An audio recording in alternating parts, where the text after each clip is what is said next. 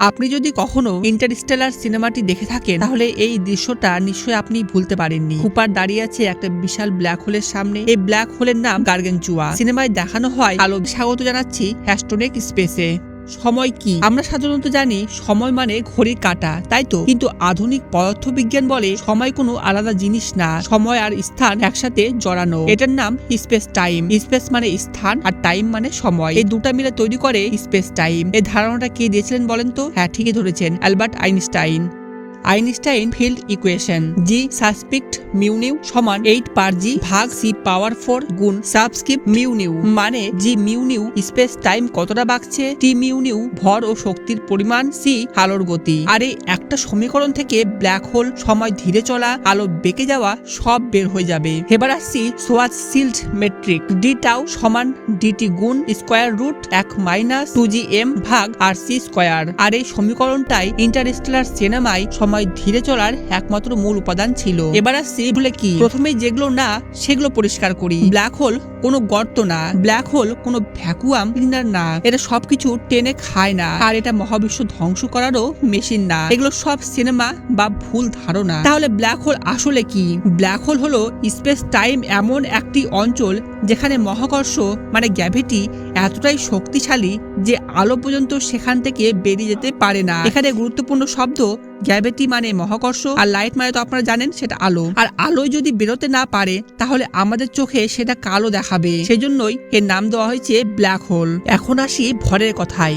ভর মানে কতটা ম্যাটার, কতটা শক্তি। আইনস্টাইন দেখিয়েছিলেন ভর যত বেশি স্পেস টাইম তত বাঁক খাবে। এই বাঁকানোর চরম অবস্থায় হলো ব্ল্যাক হোল। চলুন দেখিনি ব্ল্যাক হোলের কিভাবে জন্ম হয়। এবার প্রশ্ন, ব্ল্যাক হোল কি শুরু থেকে ছিল? উত্তর না, ব্ল্যাক হোল জন্মায় তারা দিয়ে শুরু। একটি তারা জীবনে দুটো শক্তির মাধ্যমে লড়াই করে, ভেতরের চাপ আর বাহিরের চাপ। ভেতরের চাপ মানে নিউক্লিয়ার ফিউশন, আর বাহিরের চাপ মানে গ্র্যাভিটি। আর যতদিন ফিউশন চলছে ততদিন তারা স্থিতিশীল। আর এক সময় তারার ভেতরের জ্বালানি শেষ হয়ে যায়, তখন ফিউশন থেমে যায় আর গ্র্যাভিটি জিতে যায়, আর তারা নিজের ওজনের ভেতরের দিকে ধসে পড়ে। এটাকেই বলে গ্র্যাভিটেশনাল কোল্যাপস। আর ব্ল্যাক হোল জন্মানোর কিছু শর্ত আছে। সব তারা কিন্তু ব্ল্যাক হোল হয় না। শর্ত হলো তারার ভর সূর্যের অন্তত 20 থেকে 25 গুণ হতে হবে। আর এত বড় ভর হলে নিউট্রন স্টার ভেঙে যায়, শেষ অবস্থায় ব্ল্যাক হোল হয়। এবার আসছি সিঙ্গুলারিটি কি।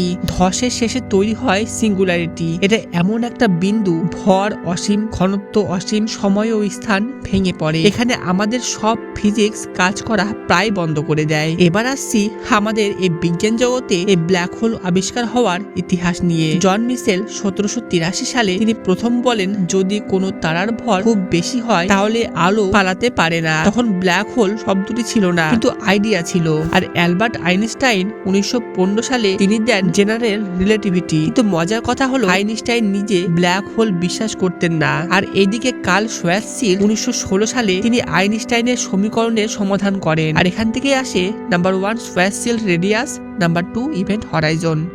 এবার আসছি ওপেনহাইমার 1939 খ্রিস্টাব্দে তিনি দেখান বড় তারা ধসে পড়লে ব্ল্যাক হোল হওয়া অসম্ভব। এবার আসছি স্টিফেন হকিং, তিনি দেখায় ব্ল্যাক হোল পুরোপুরি কালো না, ধীরে ধীরে শক্তি হারায়, আর এটাকে বলে হকিং রেডিয়েশন। আর এখন আসি ব্ল্যাক হোলে কিছু ইন্টারেস্টিং জিনিস নিয়ে। আচ্ছা আপনি ভাবেন তো, যদি আপনি কোনোভাবে ব্ল্যাক হোলের কাছে চলে যান বা ব্ল্যাক হোলে পড়ে যান তাহলে আপনার সাথে কি হতে চলেছে। ধরুন আপনি ব্ল্যাক হোলকে দূর থেকে দেখছেন, দূরের পর্যবেক্ষকের কাছে মানুষটা ধীরে ধীরে চলবে, রং লালচে হবে, রেড শিপ। আর ভেতরের মানুষের কাছে কিছু অদ্ভুত লাগবে না, সে সহজেই পার হয়ে যাবে। কিন্তু বাইরের মানুষ কখনো দেখবে না যে ভেতরে ঢুকলো। গ্র্যাভিটির পার্থক্যের কারণ দাঁড়াবে মাথা টানবে বেশি কিন্তু পা টানবে কম। অর্থাৎ যে অংশটা ব্ল্যাক হোলের সামনে থাকবে তাকেই ব্ল্যাক হোল বেশি করে টানবে। সেজন্য যদি মাথা সামনে থাকে তাহলে তার টান হবে বেশি পায়ের থেকে। শরীর লম্বা হতে থাকবে, আর একেবারে সিঙ্গুলারিটির কাছে পৌঁছে সময়ের মান আর থাকবে না, স্থান ভেঙে পড়ে। আর এখানেই আমাদের সমস্ত বিজ্ঞান থেমে যায়।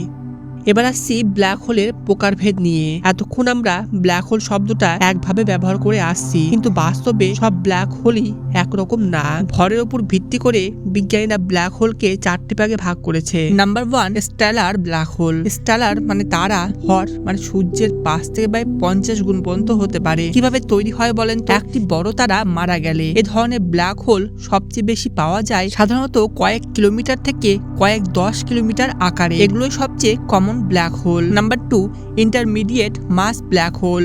ভর 100 থেকে কয়েক লক্ষ সূর্যের সমান। এগুলো অনেকদিন ধরে রহস্য ছিল, এখন ধীরে ধীরে প্রমাণ পাওয়া যাচ্ছে। ঘন তারাগুচ্ছ যেমন স্টার ক্লাস্টার, ছোট গ্যালাক্সির কেন্দ্রে, এরা হলো মাঝের ধাপ। Number 3, supermassive black hole. ভর লক্ষ থেকে বিলিয়ন সূর্যের সমান, অবস্থান প্রতিটি বড় গ্যালাক্সির কেন্দ্রে। আমাদের গ্যালাক্সি মিল্কি ওয়ে এর কেন্দ্রে আছে সেজিটেরিয়াস এ, ভর 4 বিলিয়ন সূর্যের সমান। এখান থেকে আমরা বুঝেছি গ্যালাক্সি ও ব্ল্যাক হোল একসাথে বেড়ে ওঠে। Number 4, ultramassive black hole. এখন আমরা ঢুকছি চরম পর্যায়ে, ভর 10 বিলিয়ন সূর্যের বেশি, খুবই বিরল। আর এখানে আসে টন 618।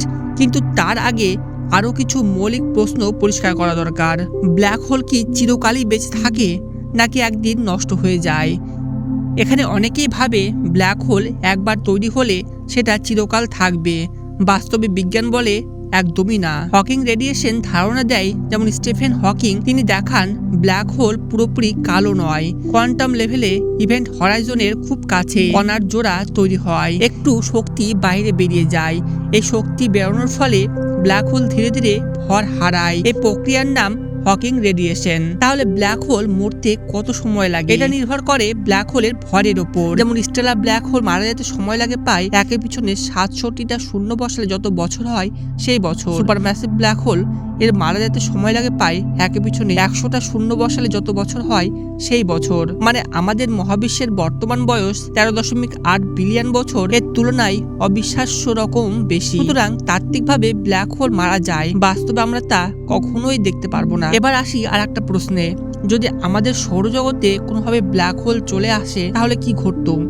এটা একটা খুব জনপ্রিয় প্রশ্ন। চলুন পরিষ্কারভাবে উত্তর দিই। এখন ধরি সূর্যের ভর সমান সমান 1 সোলার মাস। এখন থেকে সেই ভরটি যদি একটি ব্ল্যাক হোলে রূপান্তরিত করা হয় তাহলে গ্র্যাভিটি একই থাকছে, ফলাফল পৃথিবীর কক্ষপথ বদলাচ্ছে না, গ্রহগুলি আগের মতনই ঘুরবে, শুধু আলো থাকবে না, চারপাশ অন্ধকার হবে। মানে ব্ল্যাক হোল নিজে থেকে সব টেনে নেয় না। তাহলে প্রশ্ন উঠছে এখন যে ব্ল্যাক হোল ভয়ঙ্কর কখন হয়?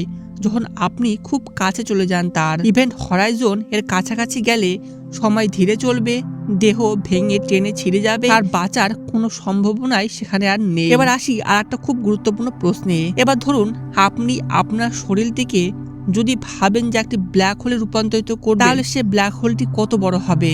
এটা শুনতে একটু আপনার অদ্ভুত লাগতে পারে, কিন্তু এটা খুব গুরুত্বপূর্ণ প্রশ্ন। ধরি একজন মানুষের ভর 70 কেজি। এই ভরকে যদি একটি ব্ল্যাক হোলে রূপান্তরিত করতে চায় তাহলে তাকে সংকুচিত করতে হবে শোয়ারচাইল্ড রেডিয়াসের ফর্মুলা ব্যবহার করে। এই ভরের জন্য তার রেডিয়াস হবে একের পিছনে -25টা শূন্য বসালে যে সংখ্যা দাঁড়ায় সেটি, অর্থাৎ একটি প্রোটনের থেকেও অনেকটাই ছোট। এর মানে বাস্তবে অসম্ভব। কোনো পরিচিত শক্তি দিয়ে আপনাকে কম্প্রেস করে অতটা ছোট করা বাস্তবে অসম্ভব। কোনো পরিচিত শক্তি দিয়ে সেটা করা যায় না। সুতরাং মানুষকে ব্ল্যাক হোল বানানো তাত্ত্বিক কল্পনা, বাস্তব না। এখন পর্যন্ত আমরা ব্ল্যাক হোলের ভিত তৈরি করলাম এই জায়ান্ট ব্ল্যাক হোলের ব্যাপারে জানার জন্য। টম 618 কোথায় আছে? তার অবস্থান দূরবর্তী কোয়াসার, দূরত্ব প্রায় 10 বিলিয়ন আলোকবর্ষ।